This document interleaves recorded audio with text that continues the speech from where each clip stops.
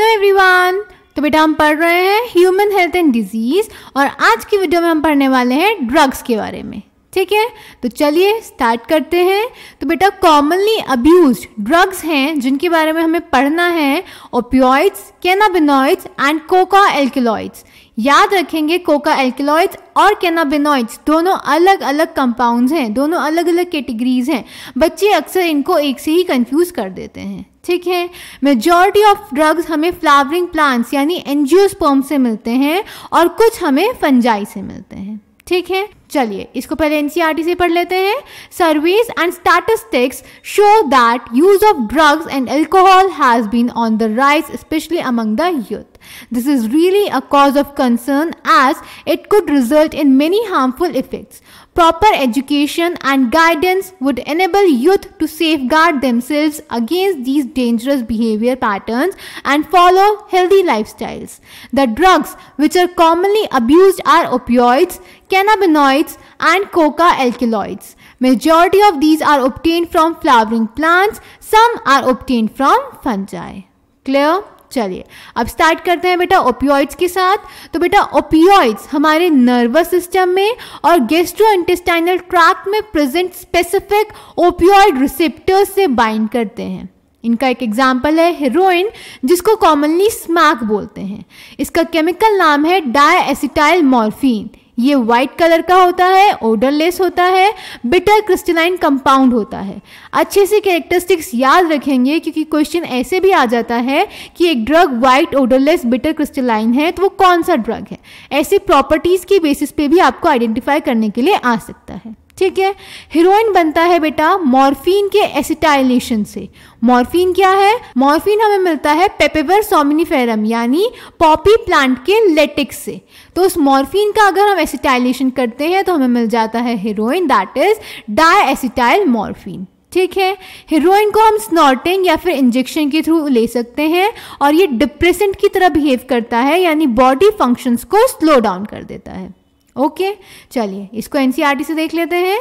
So opioids are the drugs which bind to specific opioid receptors present in our central nervous system and gastrointestinal tract. याद रखेंगे कि कहाँ पे bind करेगा? CNS और gastrointestinal tract में प्रेजेंट स्पेसिफिक ओपियोइड रिसेप्टर्स से। Heroin, commonly called smack, is chemically diacetyl morphine, which is a white, odorless, bitter crystalline compound. This is obtained by acetylation of morphine, which is extracted from the latex of poppy plant Papaver somniferum. Generally taken by snorting and injection, heroin is a depressant and slows down body functions. ठीक है, then बेटा हमें morphine का structure दिया गया है book में, ये भी हमें याद होना चाहिए। एंड ओपियम पॉपी की फोटो दी हुई है, इसको भी आइडेंटिफाई करना हमें आना चाहिए। क्लियर? चलिए आगे चलते हैं, पढ़ते हैं कैनाबिनॉइड्स के बारे में। तो कैनाबिनॉइड्स बेटा इंटरैक्ट करते हैं ब्रेन में प्रेजेंट रिसेप्टर्स के साथ। ठीक है, नेचुरल कैनाबिनॉइड्स हमें मिलते हैं कैनबिस सटाइवा प्लांट के इन्फ्लोरेसेंसेस से और उसके फ्लावर टॉप, लीव्स और रेजन्स को अलग अलग कॉम्बिनेशन में यूज करके हम मारिजुआना, हशीश, चरस और गांजा बना सकते हैं। इनको हम इनहेलेशन या फिर ओरल इंजेक्शन से ले सकते हैं और कैनाबिनॉइड्स इफेक्ट करते हैं कार्डियोवास्कुलर सिस्टम को। इंपॉर्टेंट क्वेश्चन है, बच्चे हमेशा कंफ्यूज हो जाते हैं। कैनाबिनॉइड्स इंटरैक्ट करते हैं ब्रेन में प्रेजेंट कैनाबिनॉइड रिसेप्टर्स से और इफेक्ट करते हैं कार्डियोवास्कुलर सिस्टम को। समझ गए? ठीक है, इसको भी हम एनसीईआरटी से पढ़ लेते हैं बेटा। So cannabinoids are a group of chemicals which interact with cannabinoid receptors present principally in the brain. Natural cannabinoids are obtained from the inflorescences of the plant cannabis sativa. The flower tops, leaves and the resin of cannabis plant are used in various combinations to produce marijuana, hashish, charas and ganja. Generally taken by inhalation and oral ingestion, these are known for their effects on cardiovascular system of the body. ठीक है, then यहाँ भी आपको एक cannabinoid का skeletal structure दिया हुआ है, ये भी आपको आइडेंटिफाई करना आना चाहिए और कैनबिस सटाइवा की लीफ दी हुई है, ये भी आइडेंटिफाई करनी आनी चाहिए। ओके चलिए, और ये स्ट्रक्चर्स बेटा ड्रॉ करने के लिए भी आ सकते हैं, तो इन्हें अच्छे से याद रखेंगे, ठीक है। नेक्स्ट पढ़ते हैं कोका एल्केलॉइड्स या फिर जिन्हें हम बोलते हैं कोकेन के बारे में। ये हमें मिलता है एरिथ्रोजाइलम कोका से, जो कि साउथ अमेरिका का नेटिव है। ये इंटरफेयर करता है हमारी बॉडी में न्यूरोट्रांसमीटर डोपामीन के ट्रांसपोर्ट से। कोकेन को कॉमनली बोलते हैं कोक या फिर क्रैक, और ये स्नॉटिंग से लिया जाता है। ये CNS पे स्टिमुलेटिंग एक्शन शो करता है, जिसकी वजह से यूफोरिया की कंडीशन जनरेट होती है और बॉडी में एनर्जी इंक्रीज होती है। अगर इसकी एक्सेसिव डोजेस ली जाए तो ये हेलुसिनेशन भी कॉज कर सकता है, ठीक है। और हेलुसिनोजेनिक प्लांट्स हैं, यानी वो प्लांट्स जो हेलुसिनेशंस कॉज कर सकते हैं, वो हैं एट्रोपा, बेलाडोना एंड दतूरा। समझ गए, इसके नाम आपको याद होने चाहिए। चलिए इसको भी NCERT से देख लेते हैं बेटा। कोका एल्केलॉइड और cocaine is obtained from coca plant erythroxylum coca native to South America. It interferes with the transport of the neurotransmitter dopamine. Cocaine, commonly called coke or crack, is usually snorted. It has a potent stimulating action on central nervous system, producing a sense of euphoria and increased energy. Excessive doses of cocaine causes hallucinations. Other well-known plants with hallucinogenic properties are Atropa belladonna and Datura. These days, cannabinoids are also being abused by some sports persons. और यहाँ पे आपको दतूरा की photo दी गई है, ये तो मेरे ख्याल से सभी ने देखा होगा, आपको आइडेंटिफाई करना आना चाहिए बेटा ये, ठीक है। चलिए आगे चलते हैं, अब बात करते हैं ड्रग्स की यूज़ और मिसयूज़ की। तो बेटा कोकेन और कैनाबिनॉइड्स जो हमारे स्पोर्ट्स पर्सन होते हैं, वो अपनी एनर्जी इंक्रीज करने के लिए और परफॉर्मेंस को एनहेंस करने के लिए गेम से पहले कंज्यूम करते हैं। इसको हम डोपिंग बोलते हैं, ठीक है। तो स्पोर्ट्स पर्सन का जब टेस्ट होता है तो जनरली हम कोकेन और कैनाबिनॉइड्स की प्रेजेंस उसमें चेक करते हैं।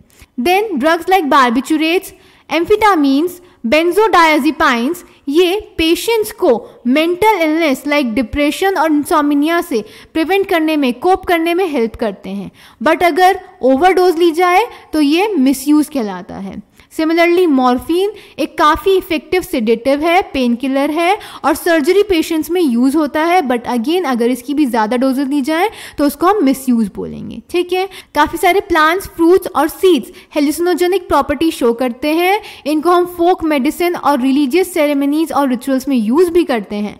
पर अगर ये ऐसे अमाउंट ऑफ फ्रीक्वेंसी में ली जाए कि ये बॉडी का फिजिकल और साइकोलॉजिकल फंक्शन बिगाड़ दें तो इसको हम बोलेंगे ड्रग एब्यूज़, ठीक है।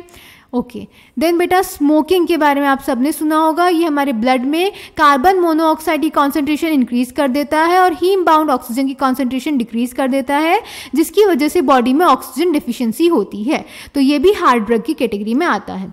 देन टोबैको, जो कि 400 साल से भी ज़्यादा टाइम से यूज़ हो रहा है, इसको स्मोक भी किया जा सकता है, च्यू भी और स्नफ भी, ठीक है। इसमें लार्ज नंबर ऑफ केमिकल्स होते हैं लाइक निकोटिन, जो कि एक एल्केलॉइड है।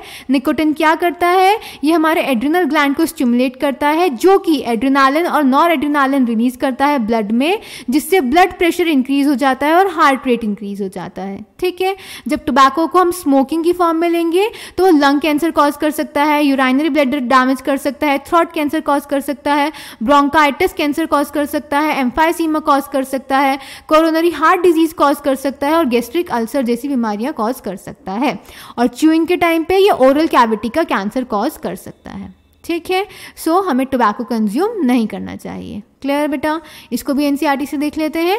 Drugs like barbiturates, amphetamines, benzodiazepines and other similar drugs that are normally used as medicines to help patients cope with mental illness like depression and insomnia are often abused. Morphine is a very effective sedative and painkiller and is very useful in patients who have undergone surgery. Several plants, fruits, seeds having hallucinogenic properties have been used for hundreds of years in folk medicine, religious ceremonies and rituals all over the globe. When these are taken for a purpose other than medicinal use or in amounts or frequency that impairs one's physical and physiological or psychological functions, it constitutes drug abuse. ठीक है बेटा। Smoking also paves the way to hard drugs. Tobacco has been used by humans for more than 400 years. It is smoked, chewed, or used as a snuff. Tobacco contains a large number of chemical substances including nicotine and alkaloid. Nicotine stimulates adrenal gland to release adrenaline and noradrenaline into blood circulation, both of which raise blood pressure and increase heart rate. Smoking is associated with increased incidence of cancers of lung, urinary bladder and throat, bronchitis, emphysema, coronary heart disease, gastric ulcer, etc. Tobacco chewing is associated with increased risk of cancer of the oral cavity. Smoking increases carbon monoxide, that is CO content in blood, and reduces concentration of heme-bound oxygen. This causes oxygen deficiency in the body. When one buys packets of cigarettes, one cannot miss the statutory warning that is present on the packing, which warns against smoking and says how it is injurious to health. Yet smoking is very prevalent in society, both among young and old. Knowing the dangers of smoking and chewing tobacco and its addictive nature, the youth and old need to avoid these habits. Any addict requires counseling and medical help to get rid of the habit. ठीक है बेटा, तो ये था drugs के बारे में. Next video में हम अल्कोहल और ड्रग अब्यूज के बारे में पढ़ेंगे. ठीक है, इसको ध्यान से पढ़ेंगे, अच्छे से याद करेंगे, प्रॉपर नोट्स बनाएंगे और कोई भी डाउट होंगे तो कमेंट सेक्शन में पूछ लेंगे. Thank you.